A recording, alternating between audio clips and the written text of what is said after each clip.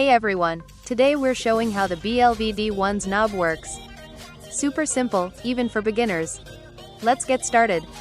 First, power on the BLV-D1 by plugging in the 3.5mm jack cable and switching on the power switch at the front panel. The Bluetooth lights will blink, indicating that the BLV-D1 is ready for Bluetooth pairing to stream music.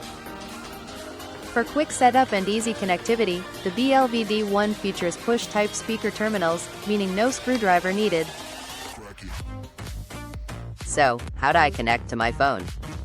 Easy, just open Bluetooth, find BLV-D1, and tap it.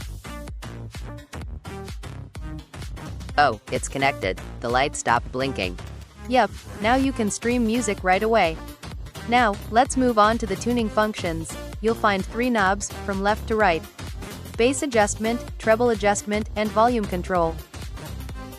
First is the volume control knob. This adjusts the overall loudness of the system. Turn it clockwise to increase the volume, and counterclockwise to lower it. Next knob is the bass control.